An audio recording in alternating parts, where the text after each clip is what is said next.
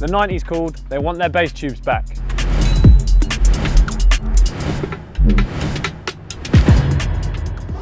So hey guys, it's Blayde again from Cardio Security, and this is the brand new JBL BassPro Tube 12.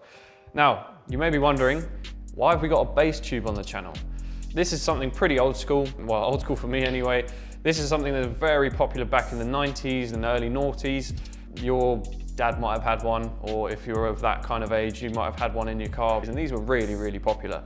But the bass tubes were a very, very popular option. You had ranges from 8-inch to 12-inch. This particular one is the newest iteration from JBL, and this is a 12-inch, 150 watt RMS active bass tube. So you've got the sub on one end of the box, or the tube, that's playing outwards, and then you've got the port and the amp on the other end. Now the whole kind of idea of this is this acts as kind of like a gaining chamber. Obviously the sub plays here, it forces air out to the back and then through the port. Obviously you get bass on either end, but the port escapes the air so the sub can play a bit more freely.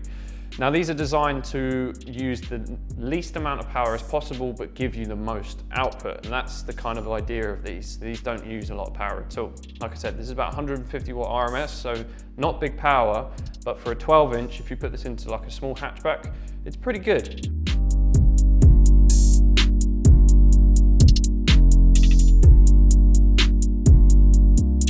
As I said, it's an active enclosure, meaning it has its own amp built in. So you will need to buy a wiring kit for it, but basically you run your wires to this, RCA in, and you have a powered sub. You have all your connections here. You've got your gain and bass boost control, and this also has a phase switch as well, so you can change the phasing of the sub. You also have an input for your high level or low level inputs, so that's RCAs or speaker line. And you also have a remote input. So if I show you what comes in the box, as well as the sub and the enclosure, you get two straps. Now these will be pretty ideal to have and to use because obviously this being a cylinder, it probably will want to roll. Now it is flat on one end, but if you're laying it like this in the car and you brake or accelerate quite heavy, it's probably going to want to roll. So this is one of the only downsides to this kind of design. You will have to strap it down, but they do give you the straps. As well as that, they do give you a bass controller, so that's the wire and the actual controller itself. So this will go up to the front of the car and you can adjust the bass from there. You have your high level input plug, so that's your speaker line directly in. That's if you don't have an aftermarket head unit, for instance. You have a spare fuse, and you have an instruction manual with how to fit it, how to wire it up. So obviously look into that if you're not sure. So in terms of the aesthetic look of the actual enclosure, it's quite nice, to be honest. You've got the nice big stitched orange JBL logo in the front, and you've got a grille over the sub. Obviously it's a plastic grille, and it is also a pretty light enclosure. For a 12-inch, it's not heavy at all. So if you're weight conscious, if you're putting it into a car that you could try and keep the weight down as much as possible, but you want a nice amount of bass, this could be a good option for you. But obviously, like I said, just bear in mind, you need to strap it down. But yeah, otherwise the build quality seems pretty good. You've got the plastic port on this end, which has the tube going right into the center. And yeah, to be honest, it's standard, good quality JBL stuff. It's gonna last you a long time as long as you look after it. So a bass tube, like I said, is something that was very, very popular back in the 80s, 90s, early noughties, that kind of thing. Maybe drop a comment. If you've had one in your car before, drop a comment or a like on the video. What we're gonna do actually, we've got the EP3 downstairs. Let's put this in the car so you can actually see what it looks like. If you've not seen a bass tube before, you wanna see what this particular one looks like, we'll pop it in the car and we'll power it for you. We'll get it playing so you can have an idea of what it sounds. Obviously it's coming through probably your phone, but if you pop some headphones in or play through a set of speakers, you might get an idea of the actual bass output from this. So let's take this downstairs.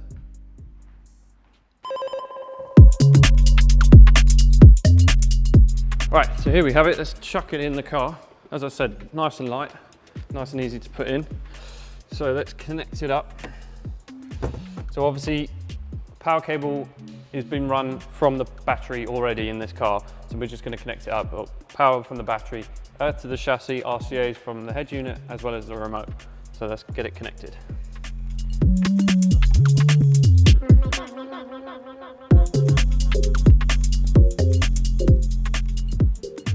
There we go, it's all connected.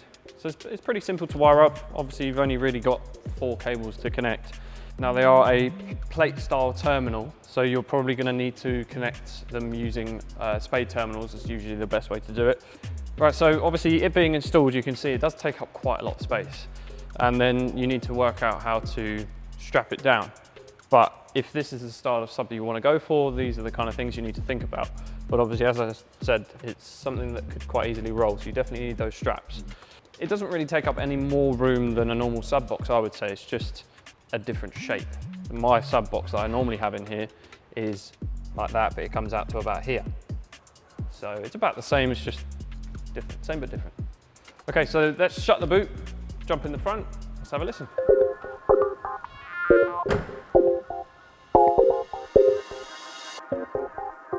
All right, so obviously we've got it hooked up in the back. We've not run the bass controller because there's no real need to, just to test it. And I've very roughly set the gains on the amp. So this is going to be running off the JVC KW875 that we have fitted. And we're just going to be playing some royalty-free, YouTube-friendly music.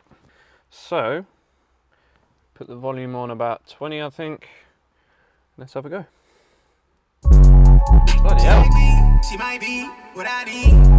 She gets spicy. Hold on. I was not expecting that. Let me do that again. She like me. She might be what I need. Is that the same sub? More tasters, come by me. Yeah, I'm icy. That doesn't even sound like the same sub that we just put in there. That's crazy. Yeah, that's 150 watt. Hold on. Let's try a different track.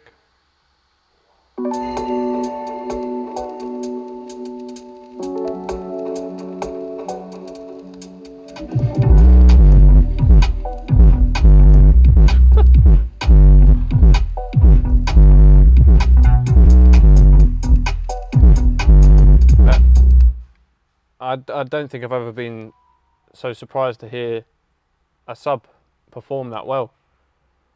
Now I get the hype about the BassTube. This thing's 150 watt RMS. It sounds like it's about 500 watts. I'm very impressed. I'm very, very impressed. Okay, so what I'm going to do now, so you guys can have an idea of the difference in sound, I'm going to play it with the sub, and I'm going to turn the sub down, basically turn it off. And hopefully you should be able to tell the difference between the sound and what you miss out if you don't have a sub in the car. So that's with the sub.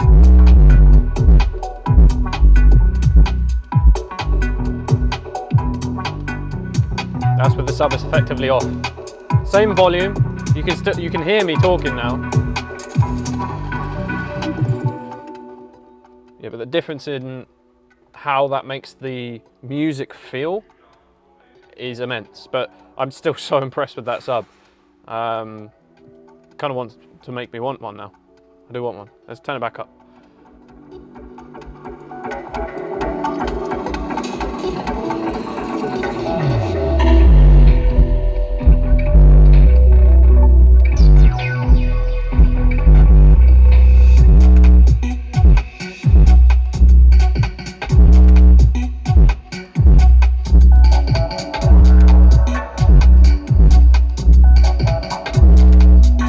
Such a nice clean thumping bass as well. It plays lows, it plays the hard hitting bass well.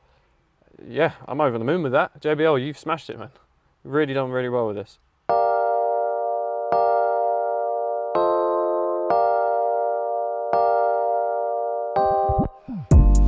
Right, so that was the BassPro 12 tube, or BassTube.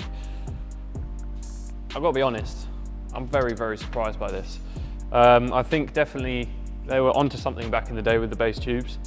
Now obviously, it being a tube design has its benefits and its drawbacks. Obviously, being this shape can be a bit annoying, I guess. Obviously, you have the issue of rolling. It's not the smallest thing in the world, but at the same time, it's very light. It's very low power, especially for a car like this that has a tiny, tiny battery. from factory. It's not going to be stressing the battery at all. But the performance out of it, I'm kind of lost for words really. I mean, I'm used to a 500-600 watt RMS ported 12-inch sub box, and it's not far off of it. I mean, it doesn't hit the low frequency as well, but it's only 150 watts, so I wouldn't expect it to. So for what it is and the price point, it's very, very good. Talking of price point, it's currently on a website as of today's filming at £360, which I think is a pretty good price point for what it is. Entry level package, it's got its own built-in amp, all you need is a wiring kit and you're ready to go. Very, very happy with this. And I think I'll be recommending this from now on. If someone wants something good for a hatchback. Now, if it's a saloon car, I probably wouldn't recommend it because it's probably not going to travel through as well, but a small hatchback like this car, perfect. So that's it. I hope you've enjoyed this video. Make sure you like, share and subscribe, and I will see you in the next one.